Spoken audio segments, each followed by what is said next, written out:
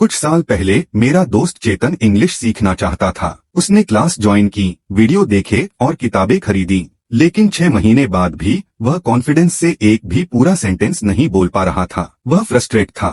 एक दिन वह मेरे पास आया और बोला, शायद इंग्लिश मेरे लिए नहीं है।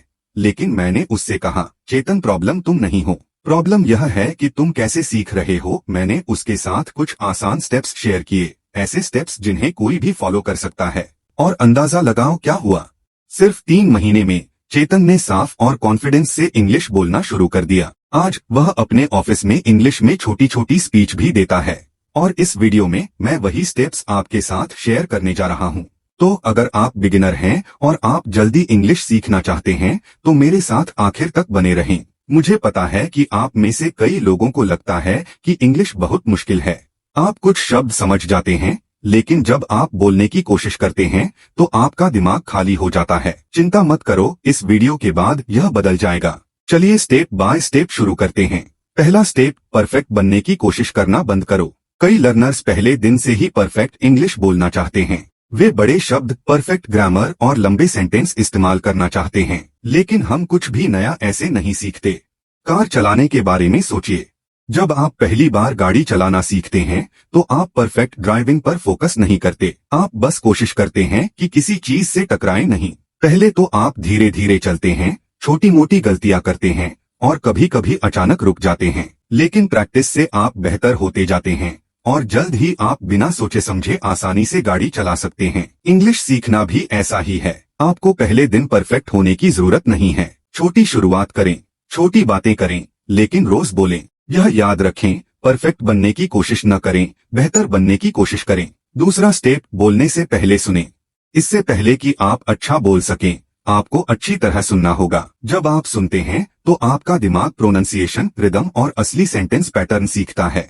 इसलिए रोज इंग्लिश सुने, भले ही 15 मिनट के लिए। आप छोटे यूट्यूब वीडियो, इंग्लिश पॉडकास्ट या इंग्लिश कहानियां सुन सकते हैं। बच्चों के इंग्लिश कार्टून भी बहुत अच्छे होते हैं क्योंकि उनमें आसान शब्दों का इस्तेमाल होता है। जब आप रोज सुनते हैं तो आपका दिमाग जो सुनता है उसे कॉपी करना शुरू कर देता है। इस तरह आप फ्लुएंट बनते हैं। ग्रामर याद करके नहीं, बल्कि सुनकर और कॉपी करके। तीसरा स्टेप, अकेले नहीं बल्कि शब्द और फ्रेज सीखें। कई स्टूडेंट एक दिन में 20 नए शब्द सीखने की कोशिश करते हैं, लेकिन एक हफ्ते के बाद वे सब कुछ भूल जाते हैं। यहाँ ट्रिक है, अकेले शब्द न सीखें, फ्रेज या शब्द ग्रुप सीखें। उदाहरण के लिए, सिर्फ मॉर्निंग शब्द सीखने के बजाय सुबह गुड मॉर्निंग सीखें। हर सुबह जब आप फ्रेज सीखते हैं तो आप समझते हैं कि शब्द असल जिंदगी में कैसे काम करते हैं। इससे आपको नेचुरली बोलने में मदद मिलती है। चौथा स्टेप, हर दिन बोलें, भले ही आप अकेले हों। अब यह बहुत जरूरी है।